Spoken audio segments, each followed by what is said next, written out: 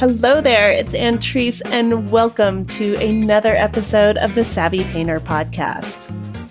Savvy Painter is the podcast for painters who know that mastering your craft is a lifelong venture. They understand that the hardest part is showing up every day, whether they're inspired or not, and that we're all in this together. For the past 3 years, the Savvy Painter podcast has been sharing tips and techniques that you can use every day in your studio. And when you join the Savvy Painter email list now, you get a collection of inspiring quotes and practical advice collected from years of Savvy Painter interviews. Just go to savvypainter.com/subscribe to sign up for weekly emails and get your free PDF, Essential Tips for Artists. Each week, I interview established artists like Anne Gale, Scott Connery, Rebecca Crowell, and many other artists who are willing to open their studio doors, share their painting processes, and talk candidly about what it takes to consistently grow your skills. We get into the nitty-gritty of their daily studio practice, what tricks they play on themselves to avoid getting caught up in perfectionism, how to use flashcards as reminders to stay on track during long painting sessions, and other cool tactics to quiet the inner critic and continue moving towards excellence. The Savvy Painter podcast is filled with artists who generously share their stories, and by sharing their stories, they show the rest of us that we are not alone. So join us with the Savvy Painter email list and get even more connected with weekly emails. Sign up now and you get essential tips for artists, the inspiring quotes and practical advice collected from years of Savvy Painter interviews. Go to savvypainter.com/subscribe. It's that easy. My guest this week is Lia-Kloppel. Amber paints figurative compositions and portraits. Her work is grounded in American and Dutch traditions of genre painting. Amber's major influences range from Johannes Vermeer to Lucian Freud and Alice Neel.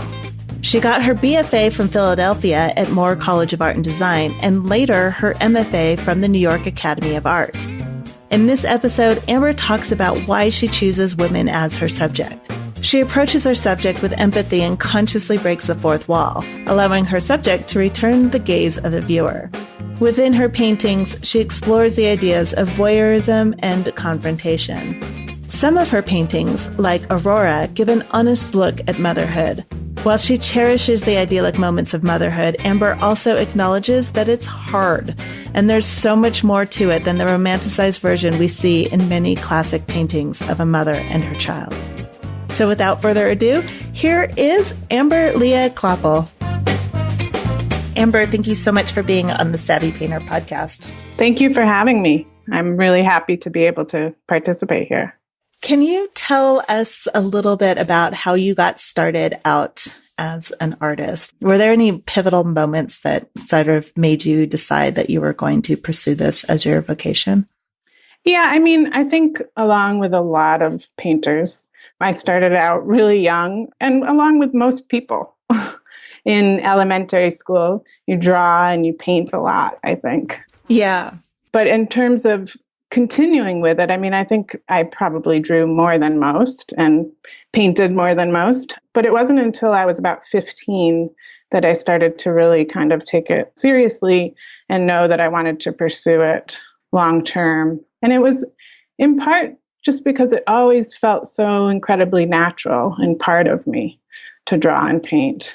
And it offered me expression, I think, that I wasn't finding in other things. Mm-hmm. Yeah, so at that point, I started preparing a portfolio for application to art school.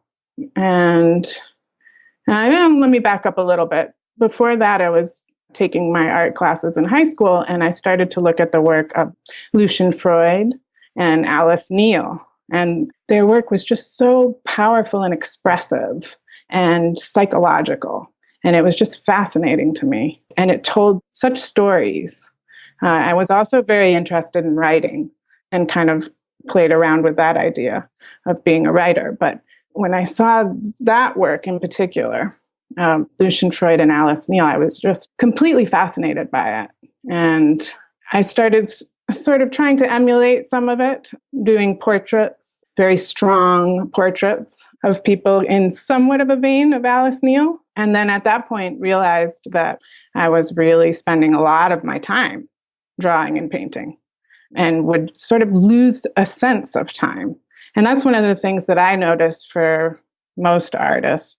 I teach painting and drawing, and I can usually tell who's going to continue on. And it's the people that really kind of lose themselves in the process. They lose all sense of time. And, the 3-hour class is over and you kind of have to tap them on the shoulder and say, wake up. Okay, time to go home.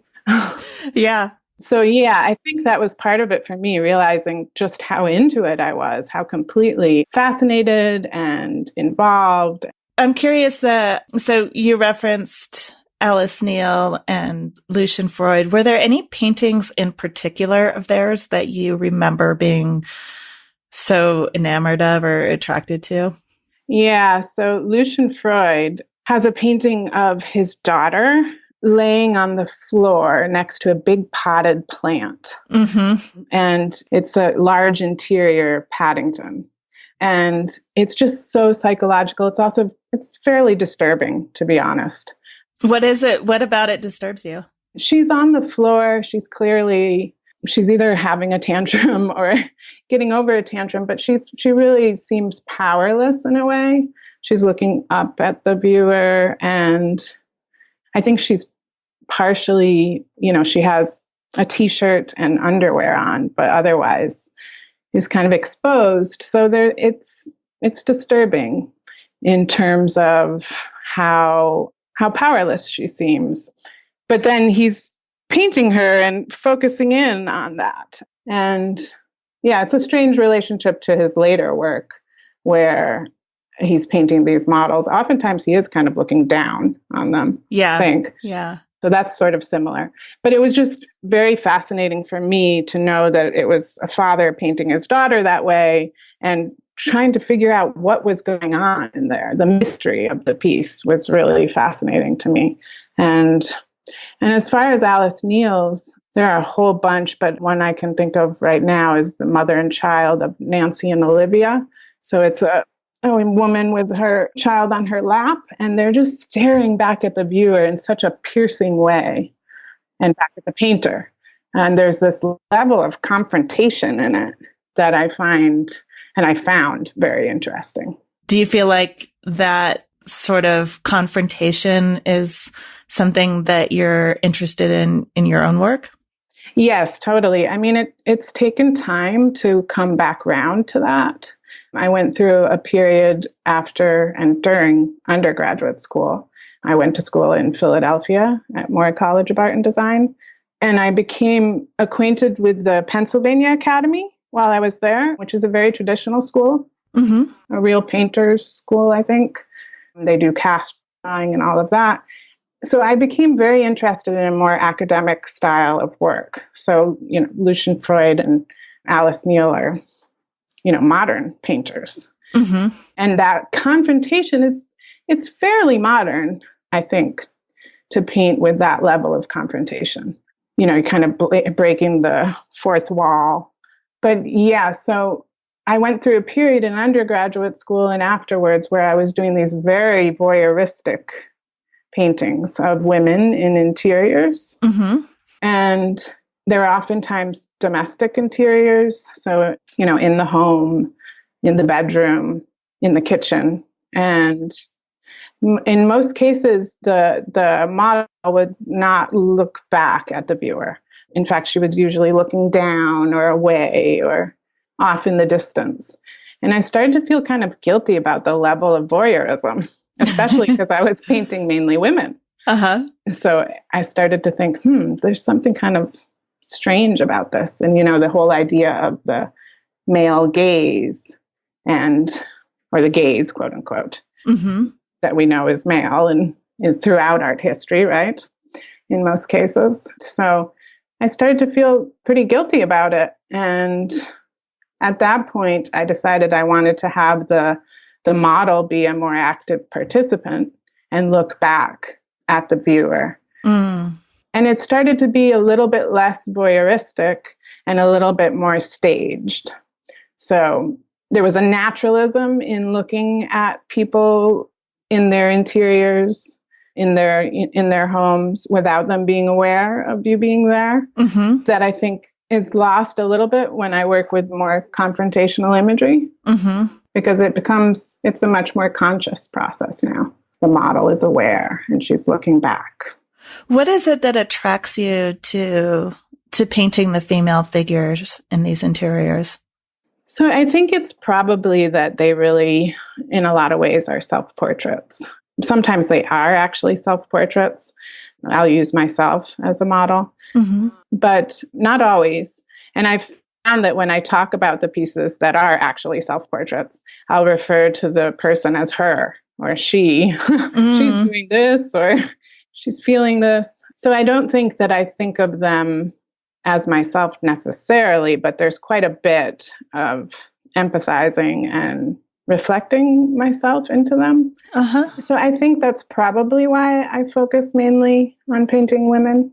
I certainly have painted male models before and I enjoy it, but I think I relate more to images of women. And I'm very interested in how we see women and how society looks at women, and then how I deal with that as a woman painter. There's a conflict there. Can you elaborate a little on that? So again, it's that feeling of culpability about sort of objectifying.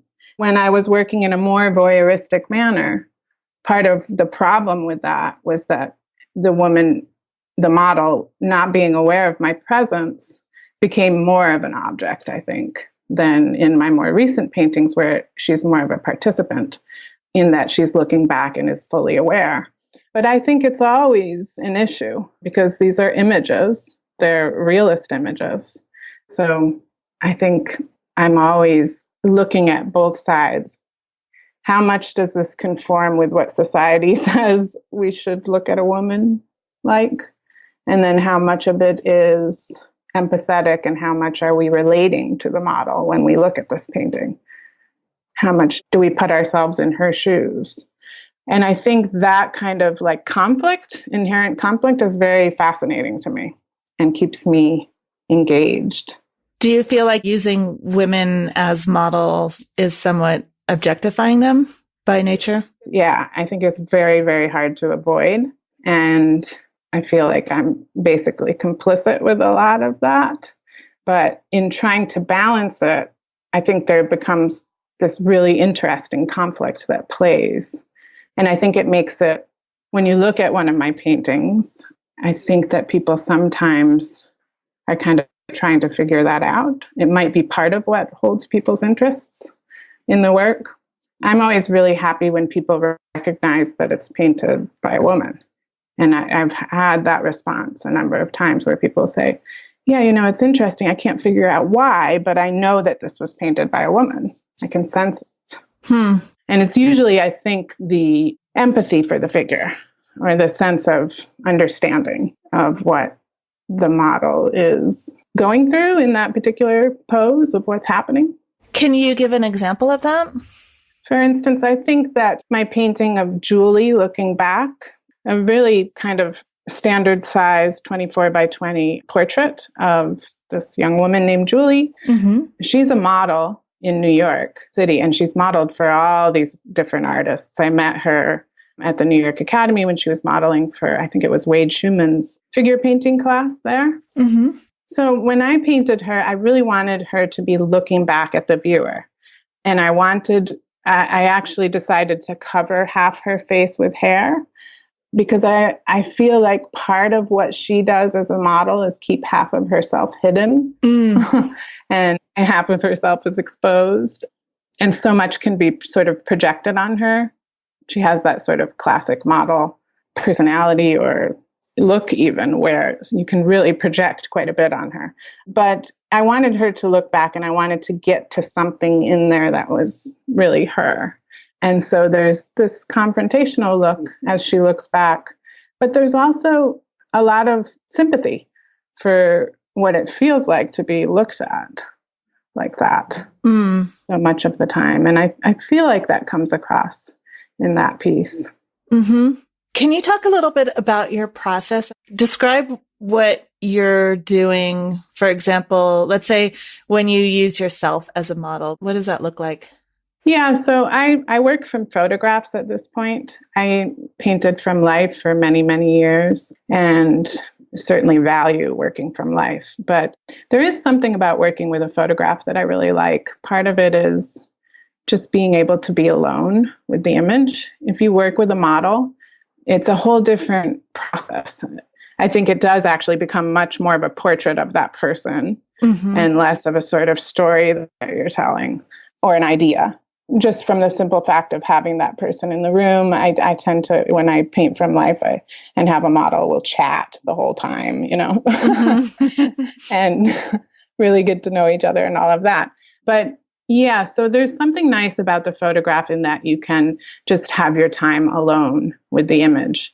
And I like that quite a bit. But of course, yes, I have painted myself a number of times. So in order to do that in full compositions that are not about me being a painter, so not me at the easel with a mirror.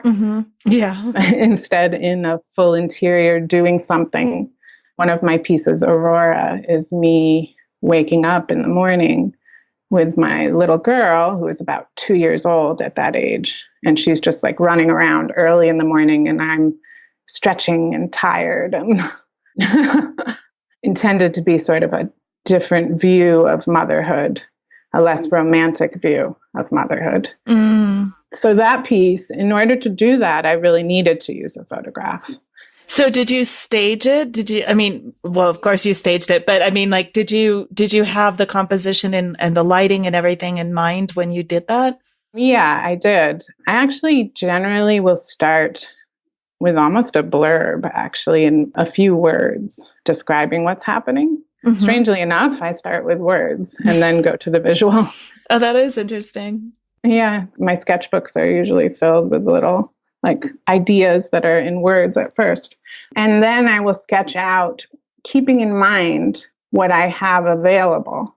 I'll sketch out where that scene could be. So in my own home or in a friend's home or, out in a different place in a public building.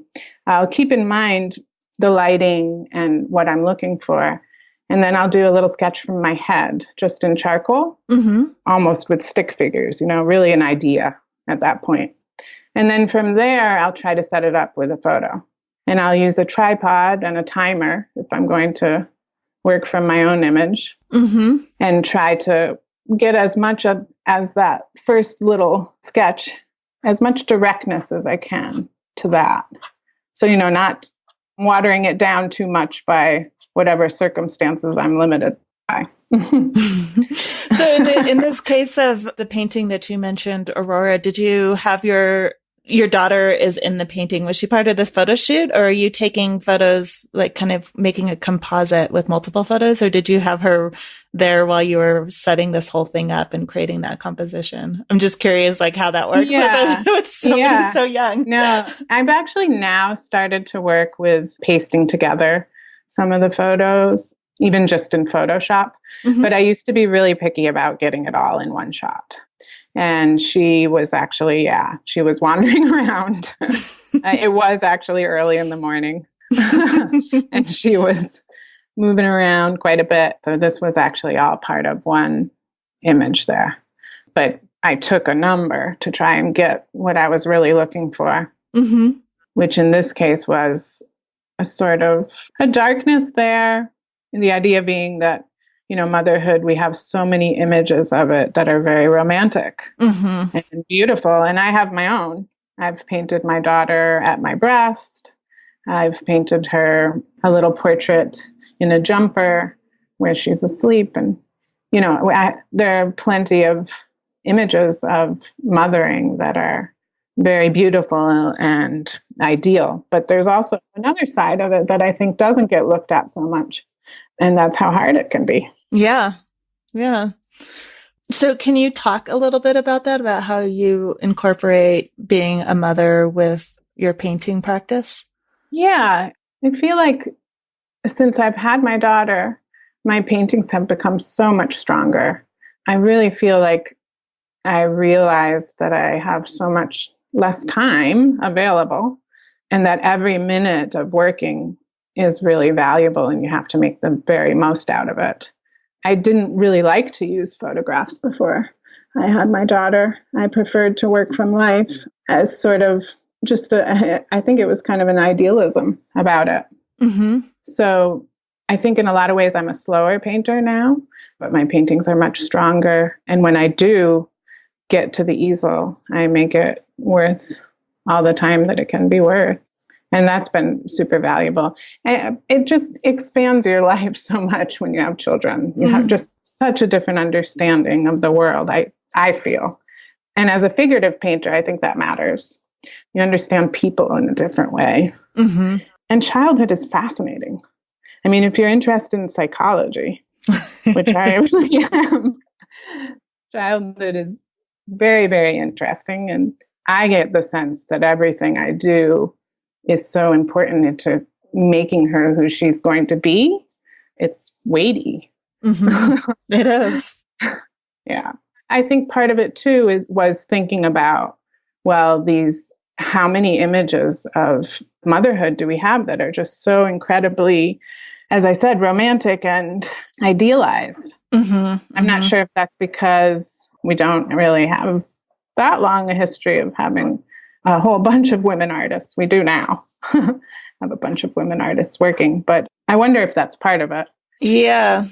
It's a more realistic portrait of it. And, I mean, it can be that some of those idealized images are what people want to remember about motherhood, That's right.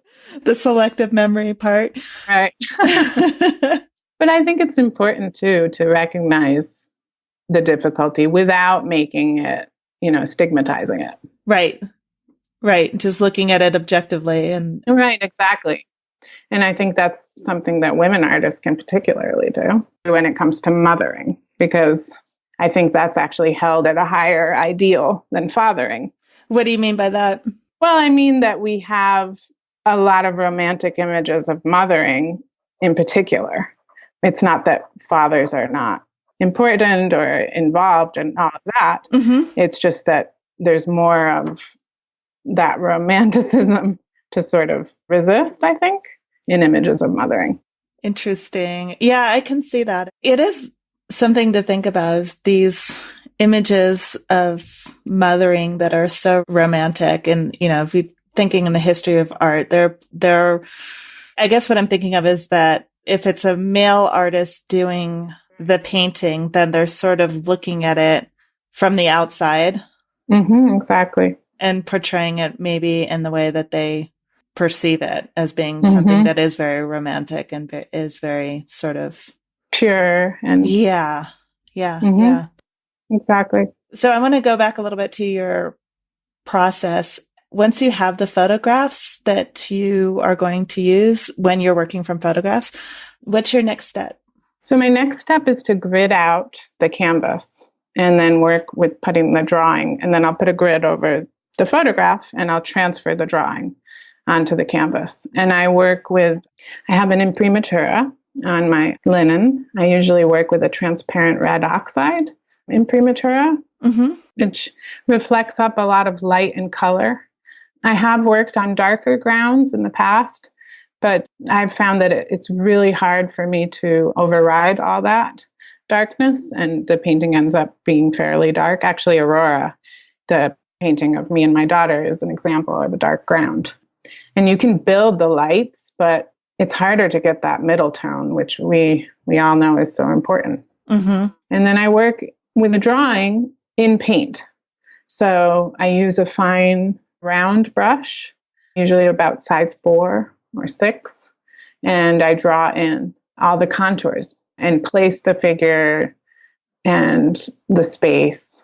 And then from there, I'll let that dry so as not to lose the drawing, and come back in working with washes of that same dark color that I started the drawing with, usually black and transparent red oxide mix. And go ahead and mass in the darks and go over the whole painting, massing in the shadows and the dark areas. And then from there, I'll let that dry and come in and start working with direct color.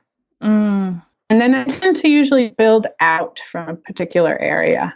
I do try to work the large elements first. I think that's pretty important. If you can establish the masses first in color and get the value and the color right, then you can go to the smaller things. If you go to the details too quickly, say you work up this one area, you may find that when you go to a larger area, it's not calibrated correctly for the value in particular. It can be a struggle.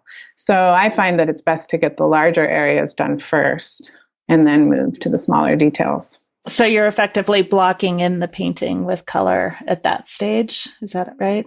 Yep, that's exactly right. And I'll actually go directly to my highlights and my darkest shadows.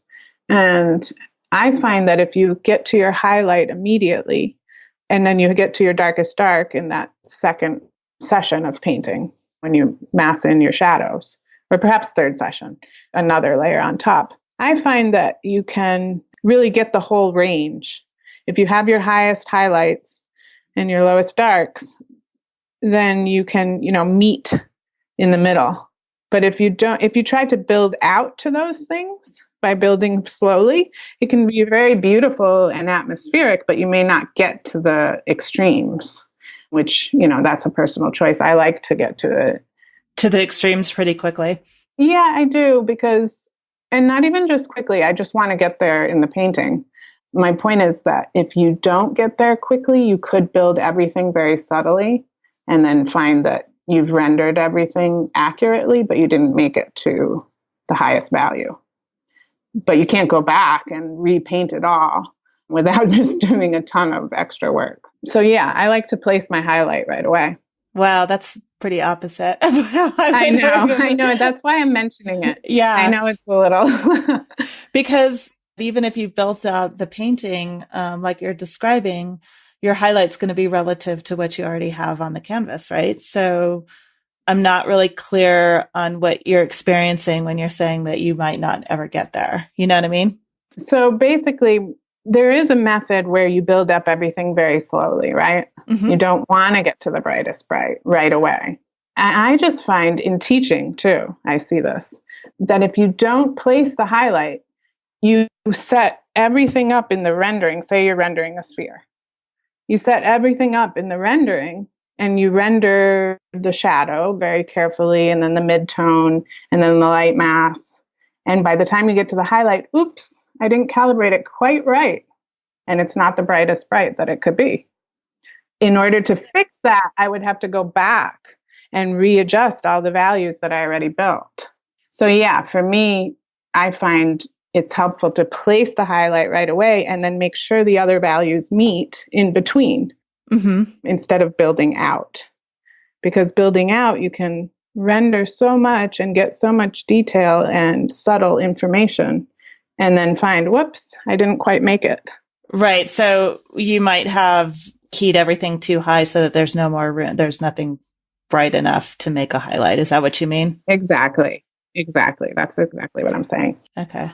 And there was a point in my paintings when I wanted very subtle atmosphere and I wasn't interested in having really bright highlights and sort of washed out lights. But now I do like to have that sort of extreme in the values. I find that it allows me to get a lot more detail. And it's also, it does grab your attention.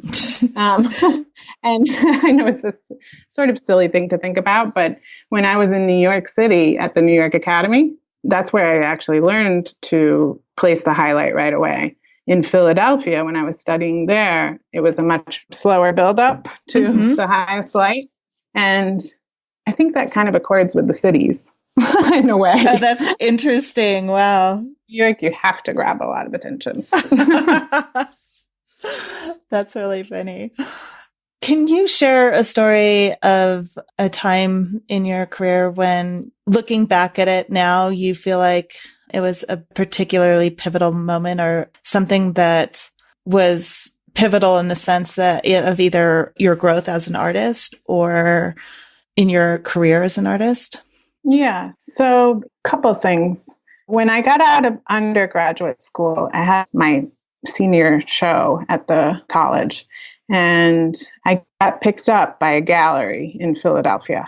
And it was a really pretty nice gallery that I had actually been looking at. And I was really pleased. And I was able to put together a solo show in, I think, about a year.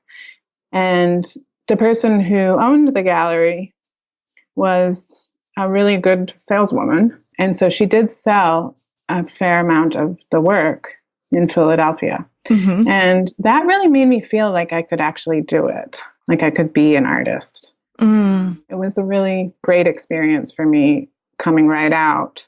I think I had done really well in undergraduate school, but to know that I could have work collected was really, really, really nice and helped me to feel that it was possible to be an artist and valuable. Yeah, and I guess I bring this up because collectors are so important. And when they support artists in that way, it makes such a huge difference. So that was one thing. And then I applied for a number of grants early on. I got a grant from upstate New York from the Saltonstall Foundation. It was a small grant, but again, it was something that really allowed me to feel that I could take the time and be in my studio and work and focus on that, and that it was valued.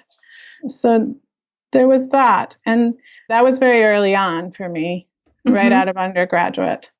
And then I would have to say from there, I went and painted for a number of years just on my own. I started to feel like I was kind of painting in circles, like I was trying to resolve technical problems, drawing problems, color issues, trying to get to a new level of naturalism, a higher level of naturalism than what I was able to achieve. And I felt like I just kept going around and around in the same painting, repainting areas again and again and again without a real solution. And at that point, I started to think that I did want to go to graduate school and that I wanted to go to a school where I would learn those sorts of things. The technical aspects of painting? Exactly. Okay. Almost foundation level stuff. Because I had gone to Moore College of Art and Design, which had a strong painting program, but it was not representational painting. And it wasn't, academic style painting, traditional. And so I was kind of trying to forge that or figure it out on my own, which I don't regret. I think that I was very open to different ideas and I didn't limit myself to still life, for instance. Not that I have anything against still life. I certainly don't. But I do think sometimes really academic painters, very traditional painters, kind of limit their subject matter. I think that's a danger. I didn't have that. I was painting what I wanted to paint. I just wasn't able to paint it the way I wanted to paint it. So what was your solution to that? So I thought about graduate school, and then I looked at the more traditional programs, of which there really is only one that I can really think of in the US, which is the New York Academy of Art. Now, I mean, this was years ago. So now there are a few others. But in terms of learning representational painting, I think it was the New York Academy that really called to me. So then I ended up going there. And I was really happy to see that they had a year of technical training. And that's what I was mostly looking for. So that was a major turning point in my work. My work became a lot more finished, refined. And there was a downside to that too. Whereas before I went to the New York Academy, I would work in whole bodies of work. And I would work like 12 paintings at a time. At the New York Academy, I learned to work 1 or 2 pieces and really spend a lot of time with them. But I didn't learn to build up a whole body of work there. But yeah, that was an amazing experience. Really had a huge impact on my painting. In the sense that you felt like you were able to do more finished pieces? Yeah, more complete, more finished. I was able to resolve some of those issues where I had been painting in circles. I was able to get these solutions that I almost feel like I could have painted my whole lifetime and not found them on my own. I feel like some of the technical solutions, you really have to be taught them. It's like compounded knowledge from hundreds and hundreds of years. Yeah. And when it's lost, it really is kind of lost. You don't find it on your own. So what specifically were some of the things that you felt, for your situation and your work that you felt you got from that experience that you could not have gotten any other way? Oh gosh, it's so many things, technical as well as conceptual. So the red ground, the imprimatur I was telling you about, I learned that from a professor there. Working to highlight, I learned that from a professor there. Mm-hmm. Building up the finish, in part, was just kind of being allowed to be that finished in an environment that it was okay, I think.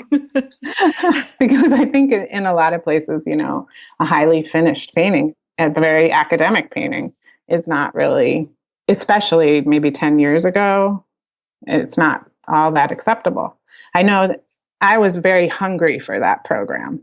I had gone to Moore College of Art and Design in Philly, and I was trying to do cast paintings, so paintings of sculpture from antiquity, because I had been exposed to a little bit of it from the Pennsylvania Academy. And I was doing it completely on my own with these old beat up casts that that had apparently been ditched. There's a story of one cast being thrown down an elevator chute during the height of modernism because it was a rejection of those sort of classical ideals that the casts embody, right?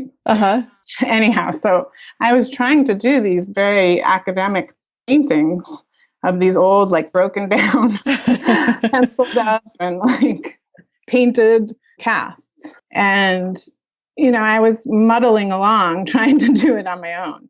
But there were a number of things that I just wasn't getting, how to really understand the structure of a standing figure, contrapposto, very, very basic things, but I needed the training. And then in terms of finish, like I said, I think that was partly just it's okay if you really want to have you got permission to do that. Right. Yeah. Right. Interesting. Can you talk about what your current project is? What are you working on right now in your studio? Yeah. So right now I'm working on a larger, for me, it's only 35 by 45 inch painting of a woman going up the stairs, and it's I'm just about to complete it. It's an interesting composition because the stairs have this landing at the bottom, so it almost feels a bit like a pedestal or an altar as she goes up the stairs. And then it has this sort of conflict in it that I'm interested in that she's wearing a robe and you can see a fair amount of her body. And I'm into painting the muscles in her legs and enjoying all of that. But she's also looking back at the viewer. It was an interesting composition for me right from the beginning because the danger was that she would have kind of a come hither expression. And I didn't want her to have that.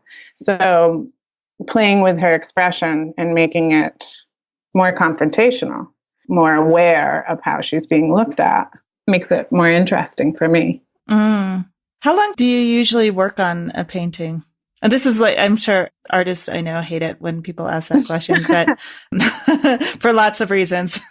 I would love it if I were a fast painter. I would be like, oh, I worked on that for 3 days and it's done. Oh, right. Oftentimes I'll work a couple paintings together, and it's usually a couple months of work, but that's usually for 2, sometimes 3 paintings. And there are certain paintings that take longer, that have something holds up the process. There's a problem there. One of the big things that I struggle with is knowing when to let a painting go. To say, okay, I give up. How are you resolving that? I don't think I have resolved that yet. I mean, it actually becomes harder as you get older, I think, because your starts get better and better. And there's a lot in there that you can salvage. I think for me, part of it is I want every painting to be my best painting. And of course, my most recent, I want to be my best. So sometimes I think I just have to accept that, okay, this one's not quite as strong as the last one and that's just what it is, it doesn't mean that it needs to be thrown out the window. Right, right. Or thrown down an elevator chute. Yeah. What do you do with your paintings that you don't feel like are working? So yeah, I will just turn them over and re-ground them, put another ground in prematura and start again. Sometimes it's fun to just turn it upside down and paint directly over it. Mm-hmm. All these interesting information and color and depth already. So that's actually a lot of fun. That painting on Quickening, which is a self-portrait, there's another painting under that, upside down. And I painted right over it. I didn't reground it. I didn't put a new ground on it. I just painted right over it. And like I said, yeah, having the depth already there is super interesting and fun. Yeah. But yeah, there are a few paintings that I've come to the end of and I just can't live with them. And so I will unstretch them and get rid of them. I do remember a professor of mine in undergrad telling me, oh, don't paint on it again. Don't turn it over and paint on it again because it's cursed. It's cursed. So I always think of that and worry about it when I do start at the one on top. Oh, that's funny. Yeah. I think it's fun I don't know. It's a different challenge to just paint directly over it because you're having all that interaction of the colors, and it presents sometimes for me, not all the time, but sometimes for me that challenge is enough to get me really excited about the painting and seeing what's going to be left. Exactly. From the first one and what is just going to get obliterated. Yeah. Those are fun. Yeah. It almost makes you think that maybe, the imprimatura that I use it's pretty flat. I wipe it out quite a bit, the ground with the transparent wash over it. It comes from, I think the imprimatura comes from the streaky imprimatura. So it should actually have a fair amount of variation, streaks and brush strokes and all of that. Because it is so much fun to paint on a surface that already has depth. Mm-hmm. And those streaks can actually create depth. Mm-hmm. And brush strokes create depth as well. So yeah, it does make me wonder if maybe I should be working with more of a streaky imprimatura. Because it is so much fun to paint over another painting. I know what you're saying. And when you're doing the imprimatura, are you putting the ground on and then pulling the drawing out? No, because you said you already gridded it out and you draw with a brush. Right. I grid out on top of the imprimatura. Okay. Yeah. So that's another reason why it's nice to have a mid-value imprimatura so you can actually see your drawing. Yeah. A dark ground, it's much harder. Yeah. Yeah. So I'm curious, if you could own a piece of artwork by any living artist, what would it be or whose? It would be a Vermeer. Any living artist? Oh, sorry, living. Sorry. I went right to that. I would love a Vermeer too. I'll take that one for sure. Okay, let's see. Probably a Vincent Desiderio. Why is that? Or an Antonio Lopez Garcia. Oh, yeah. Vincent Desiderio's work is just so beautiful and interesting and technically amazing and conceptually fascinating and inspiring. And it's figurative. And it's not afraid of storytelling. So it has narrative in a lot of cases. Sometimes it could be very complex, cerebral narrative, but it's there. And so, yeah, that would be the painter that I would love to own a piece by. And then, yeah, Antonio Lopez Garcia, just the level of realism. It's just amazing. And he's one of those first generation realists. And by that, I mean, he was one of the ones that was sort of forging realism again in this contemporary period and right through the height of the modern work. So I think he really had to be so brave to do that type of work and to figure it out. I mean, he figured out all these amazing processes in order to draw so realistically and paint so realistically. Yeah. There's a conviction there, right? Yeah. That he absolutely had to have. And I think you see that with Vincent Desiderio too. But I consider him more a second generation realist. He came out of the Philly school and he studied with Sidney Goodman, who is one of those, what I consider a first generation realist, who taught at the Pennsylvania Academy, and that's where he taught Vincent Desiderio. And he also did these really large, sort of epic realist images that were figurative, very influenced by film, actually, even in the composition and the format and size, scale. And yeah, he was working at a time when almost nobody was doing that. Now I feel like there are a number of painters to look at, and we're all working in sort of in conversation with each other. So it's pretty different. And a lot of us are coming out of these schools where we studied with some of these first generation, second generation realists. Very cool. Well, Amber, thank you so much for talking with me and sharing your stories and sharing your knowledge. I really appreciate it. Well, thank you so much for having me. I'm honored to be included here. Absolutely. Thank you again to Amber for sharing her stories with us. Go to savvypainter.com and click on the podcast link for the show notes on this episode. You can see Amber's paintings there, along with links to everything that we talked about in this episode. If you know another artist who would benefit from this episode, please share it. I'd like to take a moment to thank some of you who support the podcast. The Savvy Painter podcast is made possible in part by listeners like you. Much gratitude goes out to each and every one of you who contribute. For some people, it's a couple bucks a week. Others prefer to give in a lump sum. Whichever it is, every bit helps, and I'm so grateful for your support. So thank you very much to Stephanie Neely, Bruce Garrity, Melissa Nolan, Shirley Williams, Jennifer Lessman, Carolyn Green, David Gorski, Susan Zefting-Kuhn, Margaret Serena, Giselle Gautreau, Karen O'Connell, and Teresa Hill. Thank you so much for your support. One more thing I want to let you know. This year, you can expect a lot more workshops from Savvy Painter. If you are an artist who struggles with getting painting time in or feels like you're always busy but never really moving forward with your art, then my workshops just might interest you. Past workshops include Mindset Mastery, a 5-week online workshop to help you get past the roadblocks that keep you from painting. In it, we tackle the inner critic, fears of artists, and setting yourself up for a successful creative day. The workshop, How to Develop a Relationship with the Right Gallery, helped several artists find the right gallery and show their work. So if this is something that interests you, you can go to savvypainter.com/workshop and get on the email list.